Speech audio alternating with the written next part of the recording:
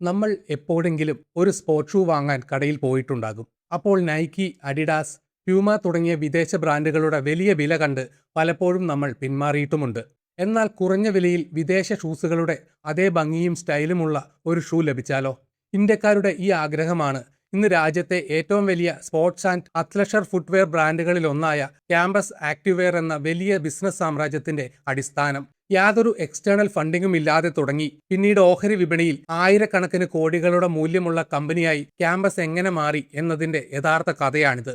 ഒരു ചെറിയ ബ്രാൻഡായി തുടങ്ങിയ ക്യാമ്പസ് പിന്നീട് ഇന്ത്യയിലെ വലിയ സ്പോർട്സ് ഫുട്വെയർ കമ്പനികളിൽ ഒന്നായി മാറിയതിന് പിന്നിൽ ഒട്ടേറെ പ്രതിസന്ധികളുടെയും തിരിച്ചുവരവുകളുടെയും ചരിത്രമുണ്ട്.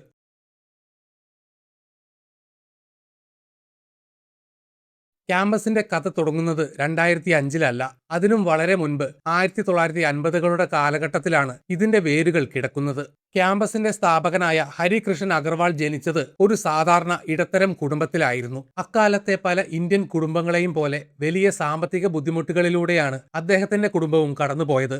തന്റെ മാതാപിതാക്കൾ കുടുംബം പുലർത്താൻ വേണ്ടി കഷ്ടപ്പെടുന്നത് കണ്ടാണ് അദ്ദേഹം വളർന്നത്. ജീവിതത്തിൽ വിജയിക്കണമെങ്കിൽ കഠിനാധ്വാനവും ക്ഷമയും ആവശ്യമാണെന്ന് അദ്ദേഹം ചെറുപ്പത്തിൽ തന്നെ തിരിച്ചറിഞ്ഞു. പഠിക്കാൻ വലിയ താല്പര്യമുണ്ടായിരുന്നെങ്കിലും സ്കൂൾ വിട്ടുവന്ന ശേഷം ലോക്കൽ മാർക്കറ്റിൽ പോയി ജോലി ചെയ്ത് എന്തെങ്കിലും വരുമാനം കണ്ടെത്തണം എന്ന നിബന്ധനയോടെയാണ് അദ്ദേഹത്തെ വീട്ടുകാർ പഠിക്കാൻ അയച്ചിരുന്നത്. ഈ മാർക്കറ്റ് ജോലികളിലൂടെ കച്ചവടത്തിന്റെയും ഡിമാൻഡ് സപ്ലൈയുടെയും അടിസ്ഥാന പാഠങ്ങൾ അദ്ദേഹം പഠിച്ചു. 18-ാം വയസ്സിൽ തന്നെ ചെറിയ കച്ചവടങ്ങൾ അദ്ദേഹം തുടങ്ങിയിരുന്നു. മാർക്കറ്റിൽ നിന്ന് സാധനങ്ങൾ വാങ്ങി ചെറിയ ലാഭമെടുത്ത് വീണ്ടും വിൽക്കുന്നതായിരുന്നു പ്രധാന പരിപാടി. ഇതാണ് ഭാവിയിൽ വലിയൊരു ബിസിനസ്സുകാരനാകാനുള്ള അടിത്തറ അദ്ദേഹത്തിന് നൽകിയത്. 1980-കളുടെ തുടക്കത്തിൽ ഇന്ത്യൻ ഫുട്വെയർ വിപണിയിൽ അദ്ദേഹം ഒരു വലിയ പോരായ്മ കണ്ടു. ഒന്നുകിൽ വളരെ വില കൂടിയ ഷൂസുകൾ, അല്ലെങ്കിൽ തീരെ ഗുണനിലവാരമില്ലാത്ത വില കുറഞ്ഞ ഷൂസുകൾ. ഇത് മനസ്സിലാക്കിയ അദ്ദേഹം 1983-ൽ ആക്ഷൻ ഫുട്വെയർ എന്ന പേരിൽ ഡൽഹിയിൽ ഒരു കമ്പനി ആരംഭിച്ചു. വലിയ സാമ്പത്തിക അടിത്തറ ഇല്ലാതിരുന്നതിനാൽ സുഹൃത്തുക്കളിൽ നിന്നും കടം വാങ്ങിയാണ് അദ്ദേഹം ഇതിനുള്ള പണം കണ്ടെത്തിയത്. അക്കാലത്ത് വലിയ സാങ്കേതിക വിദ്യകളൊന്നും ഉണ്ടായിരുന്നില്ല. സാധാരണ മെഷീനുകളും ലോക്കൽ തൊഴിലാളികളെയും ഉപയോഗിച്ചായിരുന്നു നിർമ്മാണം. ഇന്ത്യ പോലെ വലിയൊരു രാജ്യത്ത് ഉൽപ്പന്നങ്ങൾ വിതരണം ചെയ്യുക എന്നത് അത്ര എളുപ്പമായിരുന്നില്ല. എങ്കിലും തന്റെ ആശയവിനിമയ പാടവം ഉപയോഗിച്ച് അദ്ദേഹം ഹോൾസെയിലർമാരെയും റീറ്റെയിലർമാരെയും ഒപ്പം നിർത്തി. തുടക്കത്തിൽ വലിയ പരാജയമാണ് നേരിട്ടത്.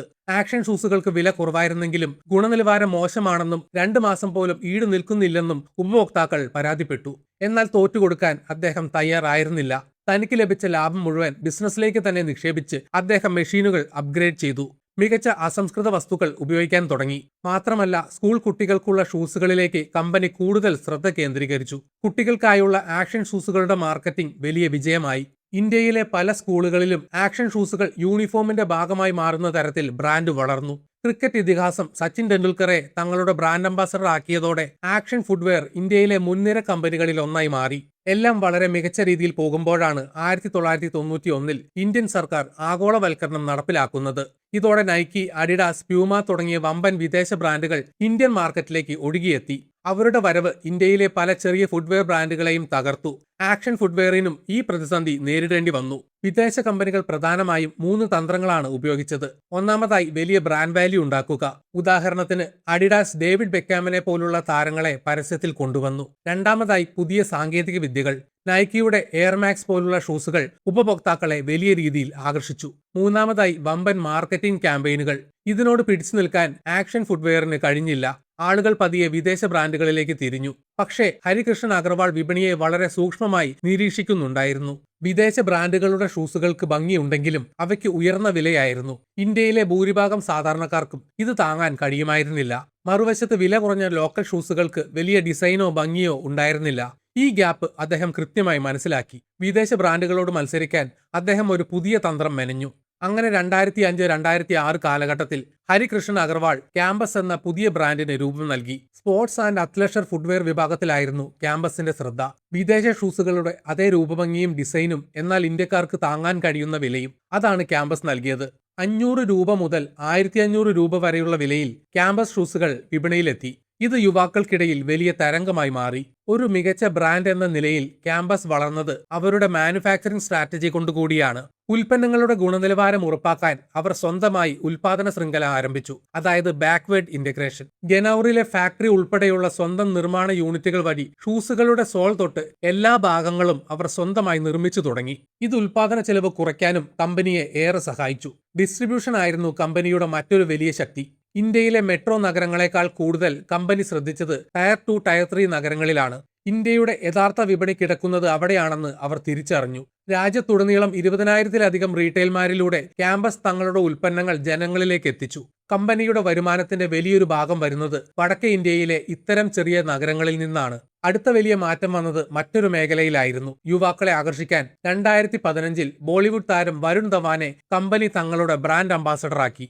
ഇത് മാർക്കറ്റിംഗിൽ വലിയ കുതിച്ചുചാട്ടമുണ്ടാക്കി. ക്യാമ്പസ് വെറും ഒരു വില കുറഞ്ഞ ഷൂസ് അല്ല, മറിച്ച് ഒരു സ്റ്റൈൽ സ്റ്റേറ്റ്മെന്റ് ആണെന്ന തോന്നൽ ജനങ്ങൾക്കിടയിൽ ഉണ്ടാക്കാൻ ഇതിലൂടെ സാധിച്ചു.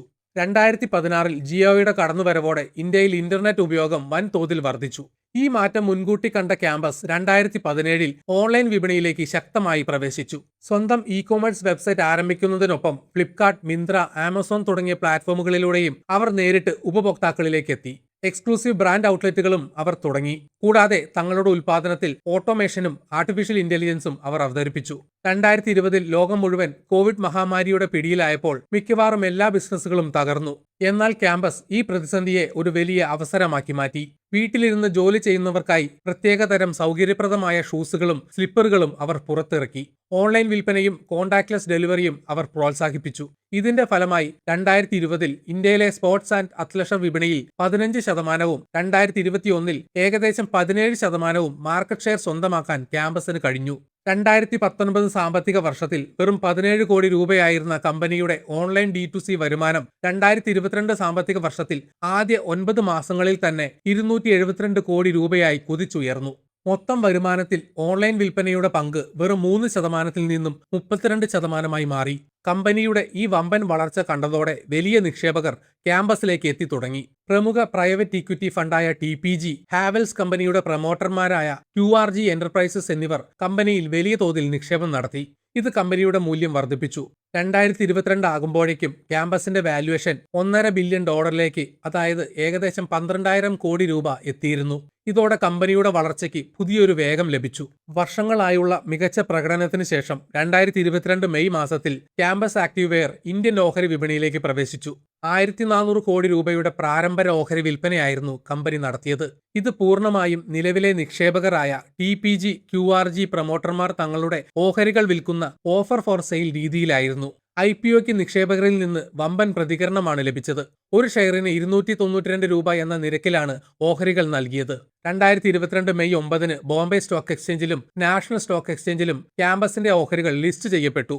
ലിസ്റ്റിംഗ് സമയത്ത് കമ്പനിയുടെ വിപണി മൂല്യം ഏകദേശം 8,890 കോടി രൂപയായിരുന്നു. യാതൊരു എക്സ്റ്റേണൽ ഫണ്ടിങ്ങും ഇല്ലാതെ ഒരു ചെറിയ മാർക്കറ്റിൽ നിന്നും തുടങ്ങിയ ഹരികൃഷ്ണൻ അഗർവാൾ ഈ ഒറ്റ IPOയോടെ ഇന്ത്യയിലെ കോടീശ്വരന്മാരുടെ പട്ടികയിലേക്ക് ഉയർന്നു. പക്ഷേ വിപണിയിൽ ലിസ്റ്റ് ചെയ്യപ്പെട്ടതിനു ശേഷം കമ്പനിയുടെ മുന്നിലെ വെല്ലുവിളികൾ അവസാനിച്ചിരുന്നില്ല. ഓഹരി വിപണിയിൽ ലിസ്റ്റ് ചെയ്യപ്പെട്ട ഒരു കമ്പനി എന്ന നിലയിൽ എല്ലാ പാദങ്ങളിലും മികച്ച വരുമാനവും ലാഭവും നിക്ഷേപകർക്ക് കാണിച്ചു കൊടുക്കേണ്ട വലിയ സമ്മർദ്ദം ക്യാമ്പസിനുണ്ട്. 2023-2024 സാമ്പത്തിക വർഷങ്ങളിൽ കമ്പനി സ്ഥിരതയാർന്ന പ്രകടനം കാഴ്ചവെച്ചു. 2023-ൽ 1,484 കോടി രൂപയും 2024-ൽ 1,448 കോടി രൂപയുമായിരുന്നു കമ്പനിയുടെ വരുമാനം. എന്നാൽ വിപണിയിലെ കടുത്ത മത്സരം കാരണം പലപ്പോഴും ലാഭത്തിൽ ചെറിയ ഏറ്റക്കുറച്ചിലുകൾ കമ്പനിക്ക് നേരിടേണ്ടി വന്നിട്ടുണ്ട്. കൂടാതെ ബ്യൂറോ ഓഫ് ഇന്ത്യൻ സ്റ്റാൻഡേർഡ്സ് അഥവാ BIS നിയമങ്ങൾ ഫുട്വെയർ രംഗത്ത് കർശനമാക്കിയതുപോലെയുള്ള മാറ്റങ്ങളും കമ്പനിയെ ബാധിച്ചു. എങ്കിലും കമ്പനി പുതിയ തന്ത്രങ്ങളുമായി മുന്നോട്ട് പോവുകയാണ്.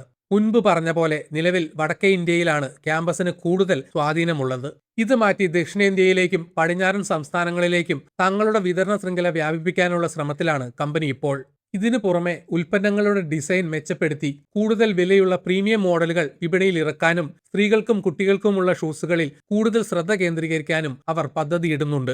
ഇന്ത്യയിൽ മാത്രമല്ല 2023-ൽ ഇന്തോനേഷ്യ, മലേഷ്യ തുടങ്ങിയ തെക്കുകിഴക്കൻ ഏഷ്യൻ രാജ്യങ്ങളിലേക്കും കമ്പനി തങ്ങളുടെ ബിസിനസ് വ്യാപിപ്പിച്ചിരുന്നു. അന്യ നാട്ടുകാരുടെ കുത്തകയായിരുന്ന ഇന്ത്യൻ സ്പോർട്സ് ഫുട്വെയർ വിപണിയിൽ സ്വന്തമായി ഒരിടം കണ്ടെത്തുക എന്നത് അത്ര എളുപ്പമുള്ള കാര്യമായിരുന്നില്ല. എന്നാൽ ഇന്ത്യൻ ഉപഭോക്താക്കളുടെ മനസ്സ് കൃത്യമായി മനസ്സിലാക്കാൻ കഴിഞ്ഞതാണ് ക്യാമ്പസിന്റെ വിജയരഹസ്യം. ഡിമാൻഡും സപ്ലൈയും മനസ്സിലാക്കി കൃത്യമായ വിലയിൽ മികച്ച ഡിസൈനുള്ള ഉൽപ്പന്നങ്ങൾ നൽകിയാൽ ഇന്ത്യക്കാർ ഇരു കൈയും നീട്ടി സ്വീകരിക്കുമെന്ന് ഈ കമ്പനി തെളിയിച്ചു. തുടക്കത്തിലെ ചെറിയ കടമ്പകളും വിദേശ ബ്രാൻഡുകളുടെ ഭീഷണിയും കോവിഡ് പോലുള്ള വലിയ പ്രതിസന്ധികളും അതിജീവിച്ച് ക്യാമ്പസ് ഇന്ന് ഇന്ത്യയിലെ മുൻനിര സ്പോർട്സ് ഫുട്വെയർ കമ്പനിയായി തല ഉയർത്തി നിൽക്കുന്നു. ഭാവിയിൽ ഫുട്വെയർ വിപണിയിലെ മത്സരം കൂടുതൽ കടുപ്പമുള്ളതാകും. പുതിയ ലോക്കൽ ബ്രാൻഡുകളും വിദേശ കമ്പനികളും കൂടുതൽ ശക്തമായി കടന്നുവരും. ഈ വെല്ലുവിളികളെ മറികടന്ന് മാർക്കറ്റ് ഷെയർ നിലനിർത്താൻ ക്യാമ്പസിന് കഴിയുമോ എന്നത് വരും കാലങ്ങളിൽ കണ്ടറിയേണ്ടതാണ്. എങ്കിലും സാമ്പത്തിക ബുദ്ധിമുട്ടുകളിൽ നിന്നു തുടങ്ങി സ്വന്തം കഠിനാധ്വാനവും ദീർഘവീക്ഷണവും കൊണ്ട് ഹരികൃഷ്ണൻ അഗർവാൾ കെട്ടിപ്പടുത്ത ഈ ബിസിനസ് സാമ്രാജ്യം ഏവർക്കും വലിയൊരു പാഠം തന്നെയാണ്.